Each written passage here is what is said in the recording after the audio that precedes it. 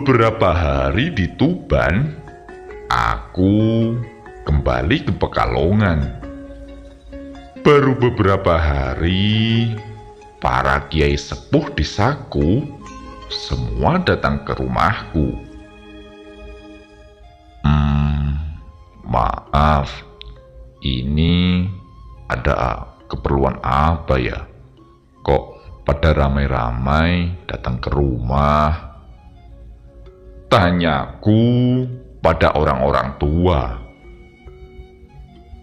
Begini Pak Ustadz, kami sudah bermufakat kalau Pak Ustadz ini menjadi imam masjid, dan kami minta memberi pengajian setiap selesai sholat subuh.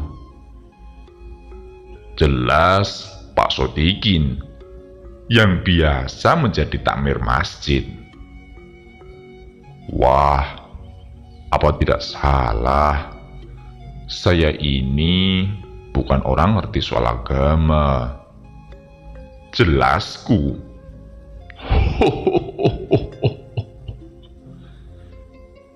Semua pun tertawa.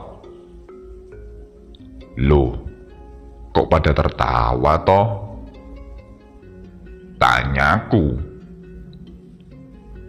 Orang pintar itu kan terlihat di pancaran wajahnya, kelembutan sikapnya, dan segala sesuatunya mengalir, tidak dibuat-buat. Jelas Pak Sodikin lagi. Bagaimana ya?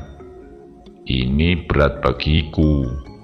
Soalnya aku sendiri belum punya pekerjaan tetap. Jadi ya masih mencari ma'isyah, kehidupan untuk anak istri. Kilahku. Tapi mbok kami diberi ilmunya tuh Pak Kiai, kata salah seorang lagi. Waduh, malah dipanggil Kiai segala. Ya, nanti saya coba. Semoga Allah mengizinkan dan meridhoi. Tapi saya ndak janji.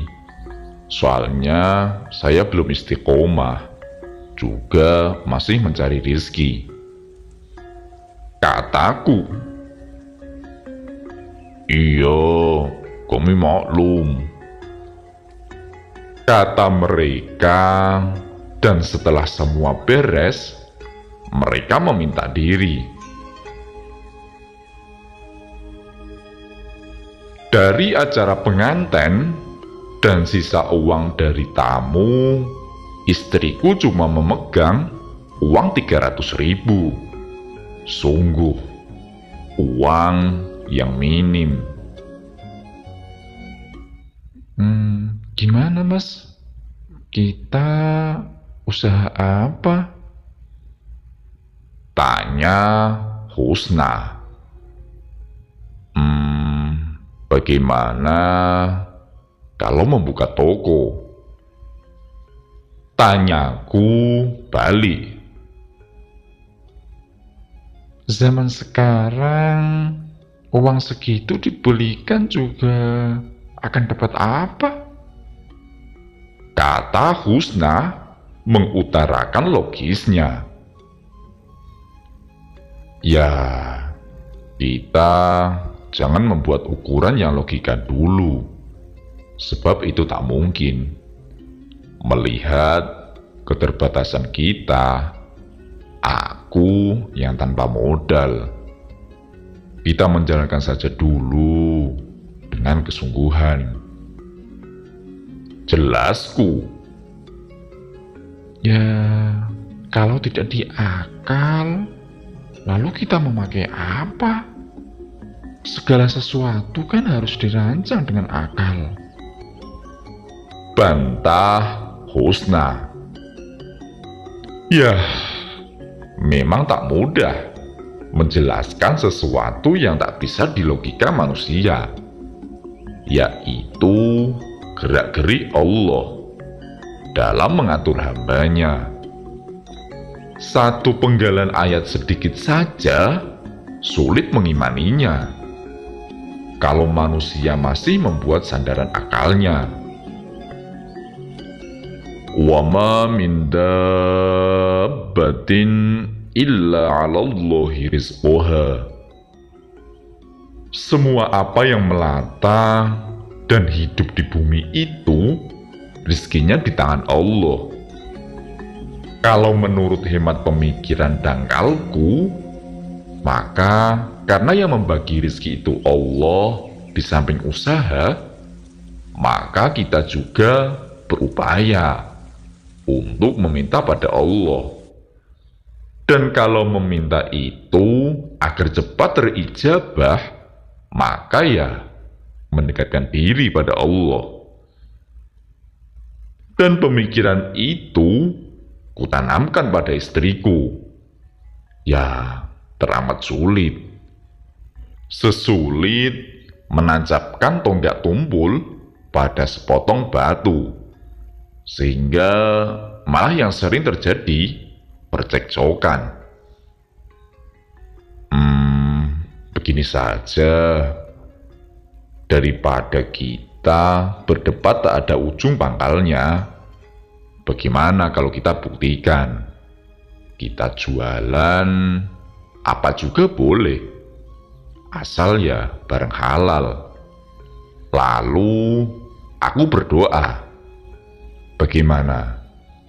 Kalau nanti tak laku ya berarti tentang teoriku itu salah kaprah. Bagaimana? Tanyaku yang lelah meyakinkan. Ya, kita buktikan.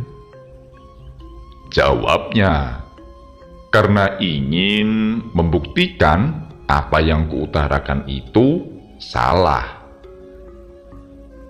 Maka kami pun membuka toko kecil, bekas toko keluarganya, dan diisi dari uang yang cuma 300.000. Ya, isinya bisa dibayangkan, cuma apa? Dengan kesungguhan hati, aku pun mulai menjalankan permintaanku pada Allah. Dan sungguh di luar dugaan, toko berkembang amat pesat.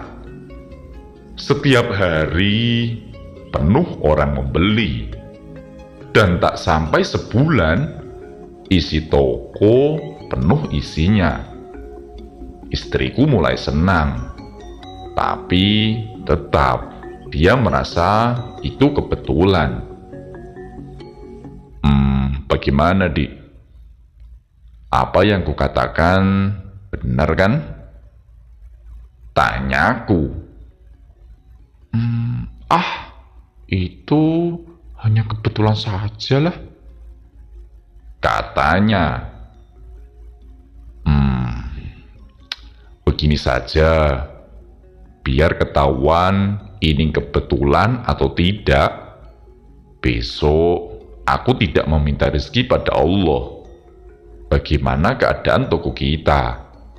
Lalu besok-besoknya lagi aku minta. Bagaimana perbedaannya? Bagaimana? Ya enggak apa-apa, dibuktikan. Otot istriku. Dan aku malamnya tidak minta lagi supaya Allah memberi rezeki. Dan esoknya toko sepi sekali. Mungkin sehari cuma ada 2 orang yang beli. Dan malam setelahnya aku meminta rezeki, dan toko pun ramai lagi. Bagaimana, Dik? Kan sudah lihat sendiri. Wah, itu masih belum membuktikan.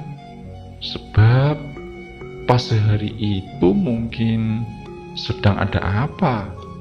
sehingga toko sepi, bantahnya. Aku memang harus pelan-pelan menanamkan keyakinan yang sebelumnya tak diketahui dan tidak dipahami Husna. Gak apa-apa.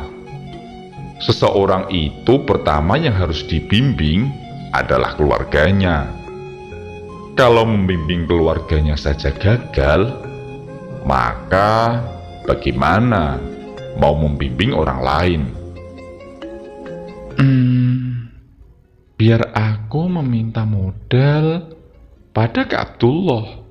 10 juta juga gak besar bagi mereka yang kaya raya, kata Husna. Ingat, jangan sampai kita punya sandaran pada manusia, apalagi kakakmu. Dia itu manusia.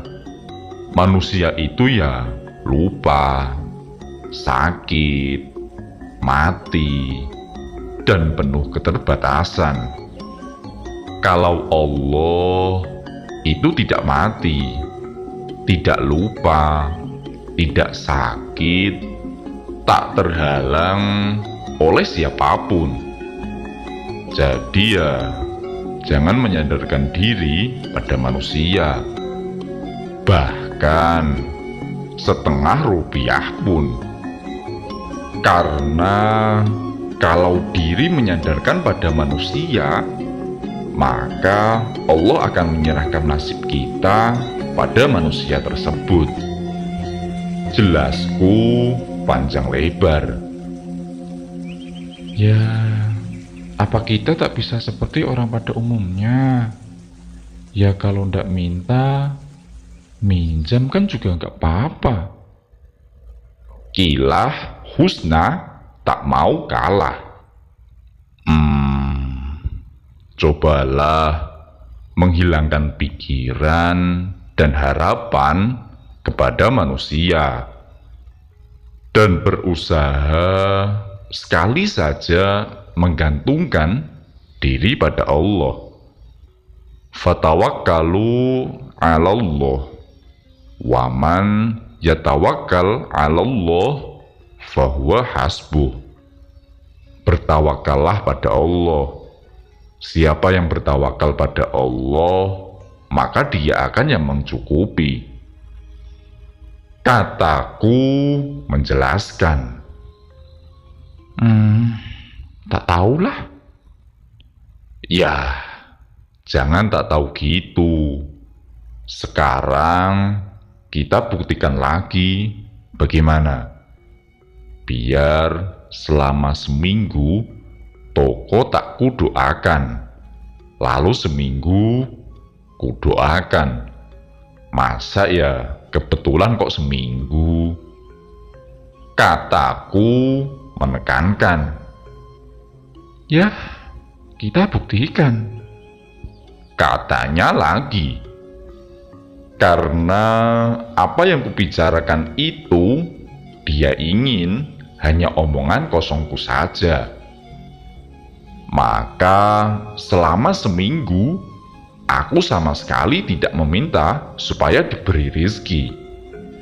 Dan selama seminggu, benar-benar toko sepi. Sampai apa yang jadi isinya toko menyusut kembali. Karena tak ada uang untuk membeli barang. Sudah, didoakan saja. Semua barang sudah mau habis untuk makan, katanya. Ya ndak bisa gitu. Perjanjiannya kan seminggu. Iya, aku sudah percaya. Sana didoakan. Ya tak bisa. Harus selesai seminggu. Mau habis juga nggak apa-apa. Makanya jadi orang, Mbok, jangan ngeyel. Coba Mana logika yang kau banggakan itu? Kataku menuntut. Setidaknya aku telah menyelesaikan mengarahkan Husna dalam satu langkah.